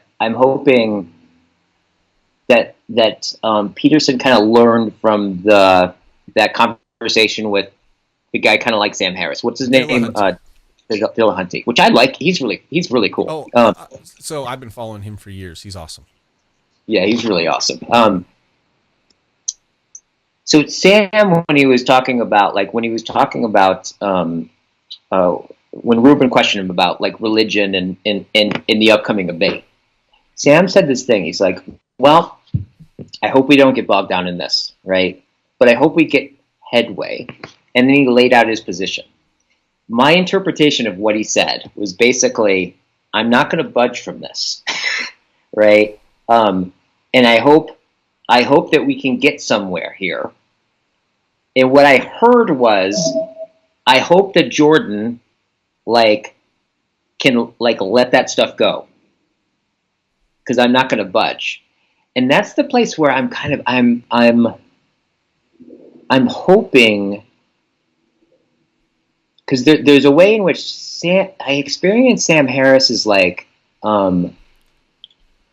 there's a place where he's true to what we're calling the dark web, and that place of like, we're going to engage in a conversation, and we're engaging it not to be right and to reaffirm ourselves, right? But we're engaging into it with the explicit risk of being our world changing after the two of you and I interact. The job isn't to win the debate. The job is to reveal the truth, right? And so I get this sense with religion that there's something because I think as you really pointed out with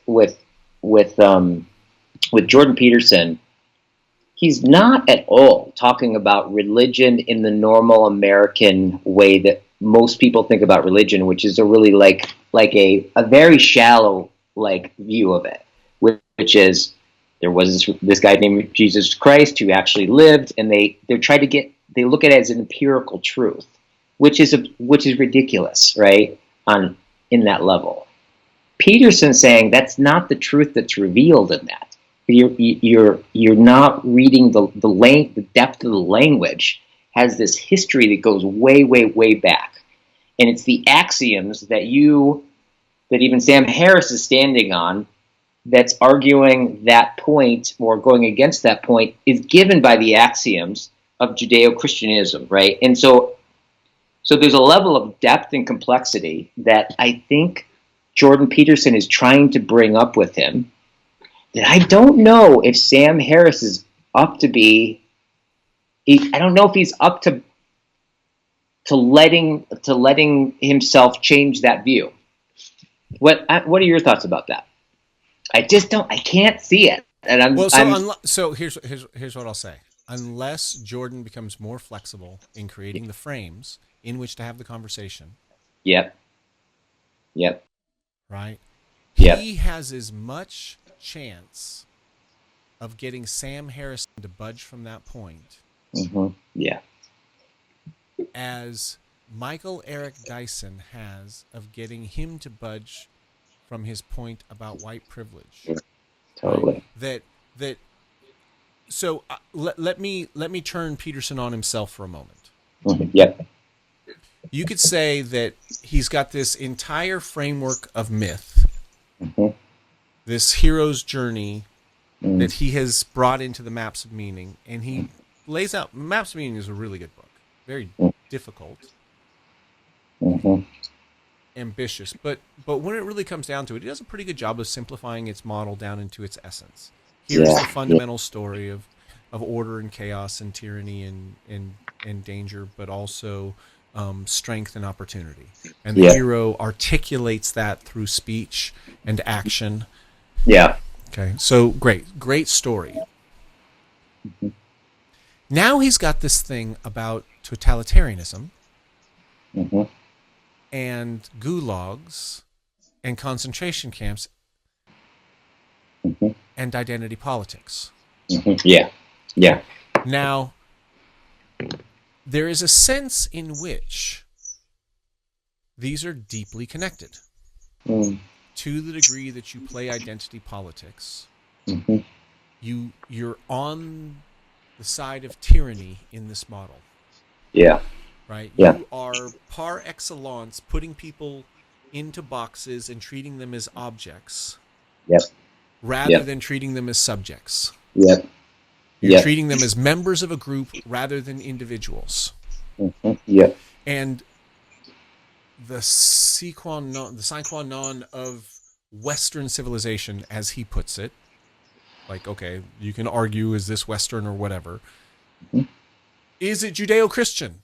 Like, he says that this is built into the Marduk myth. Yeah. Oh, yeah. Okay, Because so that's not Judeo-Christian. Yep. Yep. Right? Yes, we're born in a Judeo-Christian thing in the same way that we're born into a Marduk thing, right? We're born into this heroic myth as articulated by Judeo-Christians somewhat to a degree. But at the bottom of it, the thing that he feels is the defining feature of Western culture is the recognition that the individual is the unit of agency. Yeah. And that it is respect of the individual, right? In the classic MLK, the contents of your character. Yep. Yep. Right? How have you cleaned your room? Yep. What do you bring to the party? When there's a death in the family, how do you show up for the family? Like, what do you bring because of who you have built yourself to be? What is your character? Yep. That is the fundamental unit of civilization. And he's not willing to budge on that. Right. Okay. Sam Harris is saying, look, we have learned to differentiate through the scientific method that which is reproducible through science. In Ken Wilber's things, we've got the 3 strands of valid knowledge, right? We've got the injunction, a set of instructions for an experiment. First strand. Second strand, you actually have to perform the injunction. You have to do the experiment in order to test what the experiment tests. And once you have done the experiment, you are now part of what he calls the community of the adequate. Right. Right? Right. And that is, you talk to other people who have done the experiment and you check your results against one another. And he simplifies the scientific method down into this process. Right. And Sam Harris is saying, look, story and myth must be interpreted. And there are lots of stories and lots of myths. How come you choose those? Yeah. Yeah. Like, you choose those myths. Yeah. Yeah. Yeah. And then you choose to interpret this as masculine and feminine. Yeah. And you say that it's in the myth, but there's a lot of interpretation going on. Right. And that way of thinking, the way of thinking which says that you can't really know something as fact and as truth, that it's the goal you take that determines what is truth. Yeah. Yeah. Right? Like I say, if you look around the room, you notice what you notice. But if you look around it as an interior decorator, right, you're actually going to notice different things. If you look around the room as an architect, you're going to notice different things around the world. The things that exist for you are a function of your story, of your context, of your goal. Yep. Okay, so goals create facts. And this, you could say, this is Jordan's fundamental truth. Yep. What is truth? Like, there's a truth of goals, and goals create facts, and you can't have a metaphysics without a goal. And that you can't choose your goal. Like, you can't choose. And he like says, oh, Nietzsche was wrong about that. And that is there's a lot of that is an assertion which requires an argument. Yeah. And yes, he's made some good arguments towards that effect. Yeah. Right? As Ayn Rand would say, like, reality is, existence is, it has a nature, it is what it is, it has an identity. Right. Okay, human beings have an identity. We don't get to choose our ultimate goals. We want life. We want health. We want beauty. We want intimacy. These are built in. We can attribute those to a god or not. We certainly have been built up in the stories of that. He's unwilling to budge on the story of the individual hero. Mm-hmm. Sam Harris is unwilling to budge on the distinct nature of science and what it means to build our stories on science or not to build them on science. Both of them are fixed. Both of them are unwilling to budge unless they can co-create a frame that recognizes both of the places where they're unwilling to budge, give both of them value, and then play with them. Right. Play with them. So, Sam, why is it so important to you? Jordan, why is it so important to you? Let's actually find out the value underneath. Sam, you've got this incredible intellect. Rather than arguing with him about terms, argue with him about why it's important. Yep, exactly. You might find that in the end, Jordan backs out of his central conclusion. Because whenever he's really pressed, he says there's a Piagetian game. Yeah. What is a Piagetian game? Science, empirical data. Yeah. Like he's saying there is no secular morality. There's this thing called a Piagetian game. Like what? The Piagetian game is secular morality. That's what it is. You can't use that argument and say that you can't have a secular morality. Right. Totally. Like now, Sam Harris, challenge him on that. Ask him how a Piagetian game is different than a secular morality. Yep. Answer, ask him the questions to get Jordan to actually articulate, because no one challenges him down to the core. Yeah. And he might, when you ask him that question, he might have a good answer. I haven't heard it. I've been wanting someone to ask him that question. What's the question again? Like if you were to ask. Okay, so a Piagetian game, as Jordan Peterson says it, is so if two kids are playing, right, you can win the game, but if you win the game in a way that no one's willing to play with you, in the future, then you lose all of the benefits of playing all the future games. Yeah. So the strategy of winning at any cost is a winning strategy in that game, but you lose the entire iterated set of games with that person. Yeah. Right? So it's win the battle, lose the war. So you have to come up with a solution. You have to come up with a strategy that not only has you win the game, but has you lose sometimes. Yep. So that people will keep playing with you, so that you can get more than the value of winning the game. And this is like if we look at Finite and Infinite Games by James Carse, right? A finite game is played so you get the title of winner. An infinite game is played so that you get the joy of the continued play. So this is the Piagetian game in Carsian terms. Right? You have to play the game so that people will continue to play with you. Yeah, totally. Then it's not just that person. You have to play a game that allows you to play with all kinds of people, because each game that you can play with each of those people offers you value. Right, totally. And so you have to play a game that actually creates a social context in which you can play more games. And if you play games that make the social context stronger through time, now you've got this Piagetian game. And the Piagetian game acts as a selection pressure for the dominance hierarchy, which gets built into the ultimate player of the dominance hierarchy, namely Jesus in his understanding. Like Jesus is the ultimate player of the dominance hierarchy. He is the hero, or one of the ultimate heroes, and he is a pretty cool hero. Like, okay, if you play like Jesus, you're going to win a lot of dominance hierarchies. Right? You're going to play in such a way that you get to play with the same person over time, and you get to play with a lot of people, and you create a context in which people play with one another, because the more people play with one another, the more they have to bring to you in their games. And this is like the market system. The more you allow freedom and people get to trade according to their desires, they trade with the people with whom they can play iterated games through time. The market is an iterated game across players. It's a natural Piagetian game. Yep. Now, can it spin out of control? Of course. Yep. Right? Can you stop it?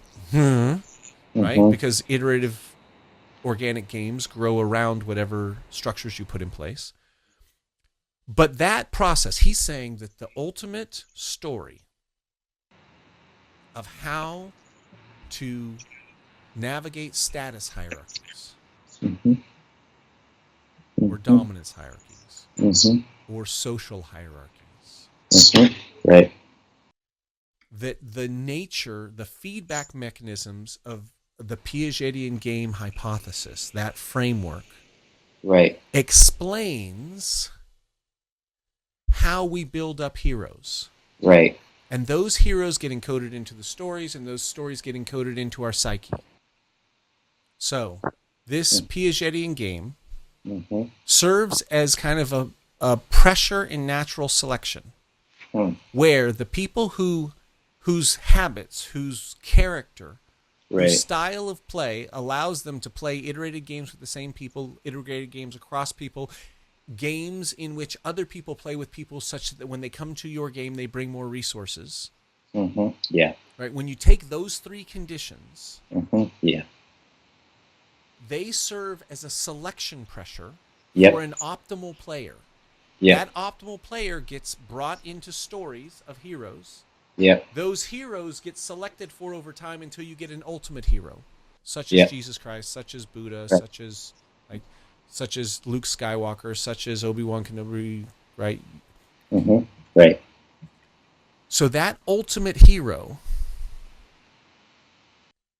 Jordan Peterson calls that religious. right. It's kind of problematic a little bit. But that process is completely secular. The Piagetian game is a secular explanation for morals, which is what Piaget said he wanted to do. And Jordan Peterson says Piaget was attempting to create a secular basis for morality. Yeah, He did such a good job that whenever I get pressed, I use Piaget's Yeah. secular morality explanation yeah, to justify my, quote, religious thing. yeah, Let's Yeah. have Sam Harris ask him that question. right, Sam Harris is basically saying, look, if we look at morality, we can look at Piagetian games. right, totally. Right? Totally. Why do we want to have more games? Yeah, yeah, Right? And Sam Harris puts it like he says, okay, if you want to look for the ultimate good, if we want to say that there is a natural good in the universe, which Yeah. does not come from God, but can be rationally explicated and articulated from analyzing actual lived experience, Yep, he says defining the good is difficult, yep, but defining bad is relatively easy. yeah. That's what Harris says that. Harris says that. And he offers three dimensions. Yeah. He says it's the most suffering for the greatest number of creatures for the longest period of time. Yeah. That's bad. If you imagine horrible suffering for all living beings throughout time, that's the worst possible outcome. Right. Right. In comparison to the worst possible outcome, anything with less suffering for less creatures over less period of time is relatively better. Right. Right. Right. Right. Great. That's all the framework we need to create a secular morality. Totally. And that is So- essentially why a Piagetian game works. Because if you win the game... I can see if I can Sure, answer. Right. So I still don't know if it accounts for what is it that cares about pain. That's the thing that's hard to get underneath. I'm not saying that makes it logical. No. So let's ask the question: what is it that cares about pain? Yeah. Okay. It's like, get it, like, it's like there's life. All of life seems to have that matter more than almost anything, right? Is pain. And there is this kind of thing that the hero, what makes the hero is it volunteers for it on purpose, right? It's willing to have pain for the sake of, in this case, For more less iterations pain. per game. Yeah. Yes, totally. For less pain, exactly. It But what seeks is it? less pain. What is it, though? Can you create a secular account for? Can See, you this is create a kind of what can you create a religious account for it? You can't create a religious account for it. You can't create a secular account for it. you Why can't. does the universe exist? Yeah. Well, this is interesting. Yeah. So Yeah, sorry for cutting that off. I think that is what I think. That's what there's that horizon beyond the horizons, right? That we get evidence for, right? In the individual caring about pain and less pain and games and secular constructs are all in service of, like, it presupposes somebody gives a shit about something.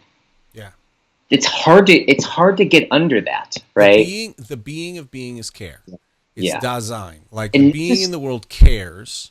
this is where I think it's like this guy, Pseudo Dionysus. You ever heard of him? No. Yeah, dude. It's Trippy dude.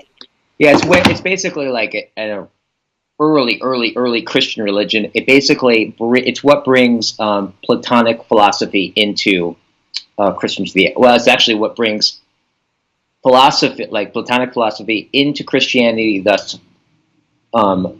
Kind of like Origin, or like Plotinus, or Yeah. So it's like Plotinus. and he talks about it basically talks about a negative theology, that there's and in the French, like some of the French phenomenologists, Marian, who wrote a book called God Without Being, right, basically said that, like, and this is actually kind of, it's interesting, this is where Heidegger kind of ended up too. This is what I like about, because I think Heidegger is part of the dark web as well, because he was looking for a fundamental ontology, right? That's what he was trying to do when he wrote Being and Time, right? And that's why I didn't complete it, is because he's like, all right, we have not answered we have not explicitated the meaning of being. What do we mean when we say being? And he was like, being and time. Being is that thing that you and I are saying. What is it that cares? Yep, totally. Okay, Totally. so I want to get back to that and ask a question about it. Yeah. Okay. So, answering the question, what is it that cares? Yeah. You're saying that that's important in some way. Let's say that we don't answer that. Let's say that we leave that unanswered. Yeah. Is that a problem? Well, it's. Oh, no. I don't think it's a problem, but it's a something that to contend with, right? Like, so I'm not like it's because I've been having the same kind of issue with some of the things when Peterson talks about religion, right? Like, and he does the thing where he tries to catch people in the act of valuing something. And he's like, well, how do you know? Basically, he's like, no, the fact that you know to value that you have that goal, like, has a history, and we can track it down, and it's mythic, and the axioms is a kind of faith. Like, having axioms is a kind of faith, is how I've heard him talk about it. That there's something about to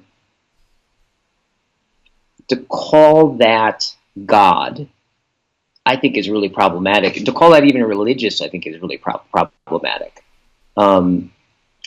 Yeah, so I actually don't have an answer for it. But okay. So for fun, what's interesting though, it's also just what's interesting though is what's bizarre to me about that is that, okay, somehow whatever that is that I don't have an answer for, which seems to constitute how everything else goes, has everything else go. So in some way, what is going is revealing something that is really mysterious, right?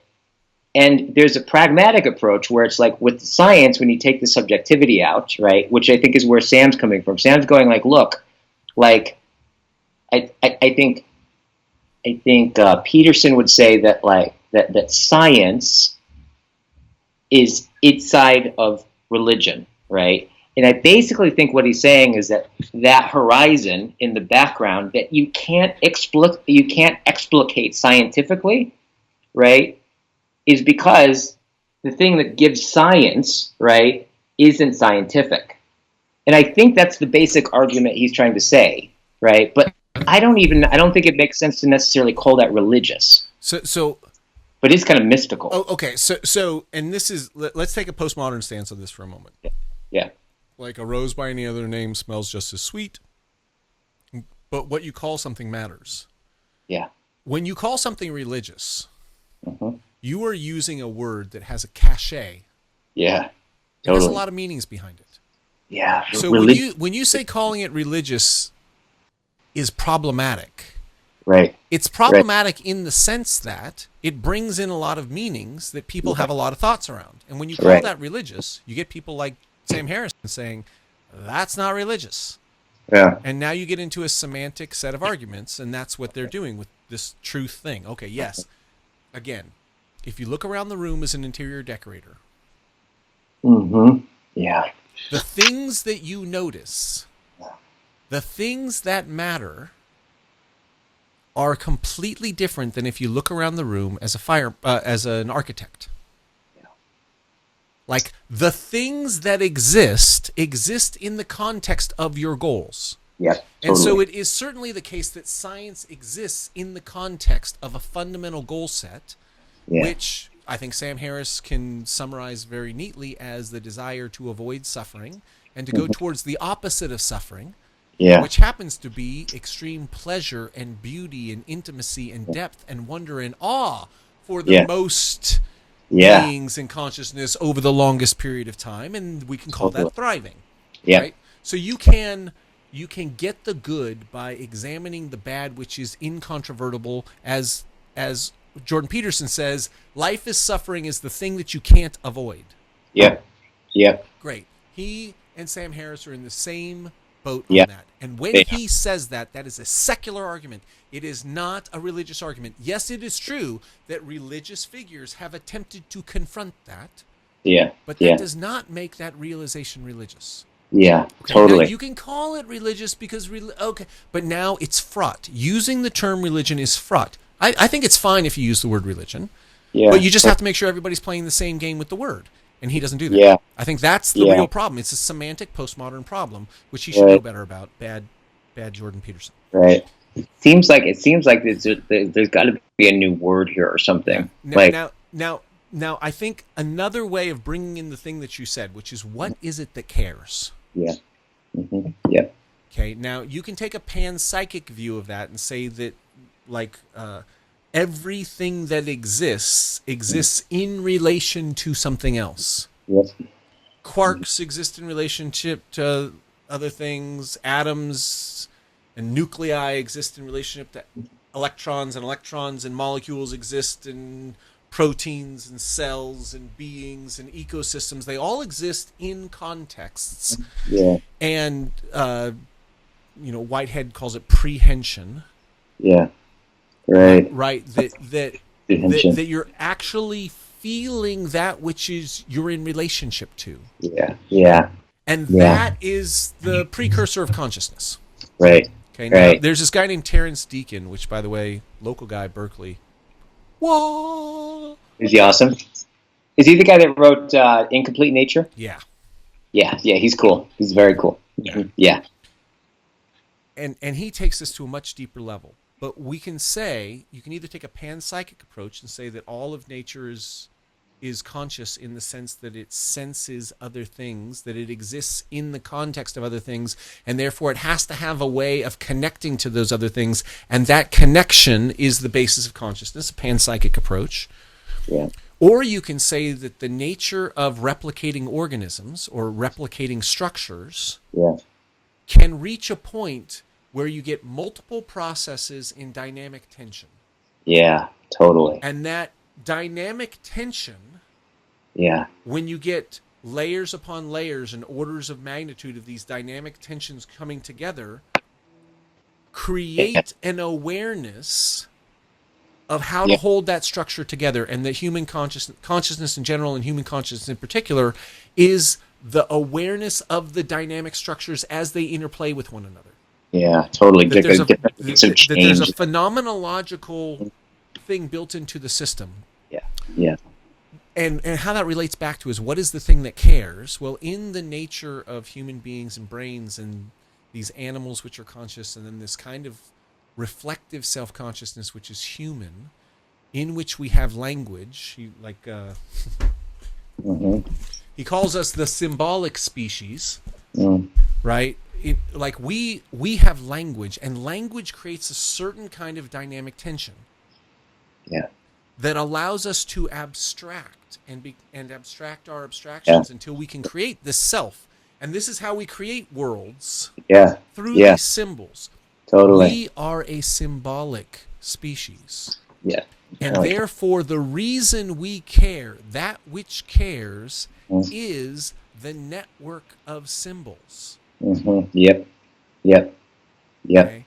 So in that case, it's the network of symbols that can recognize that suffering is bad, that suffering for multiple creatures is worse, that suffering for multiple creatures through time is the worst. We can abstract that process, and therefore we can get a good. We can recognize what it's like to feel pleasure, and that feeling pleasure across multiple beings, and not just physical pleasure, but also mental pleasure, success and joy, and spiritual pleasure of realization and intimacy and appreciation of beauty and structure and symmetry and pattern. Like all of these levels of pleasure for more beings across time is better.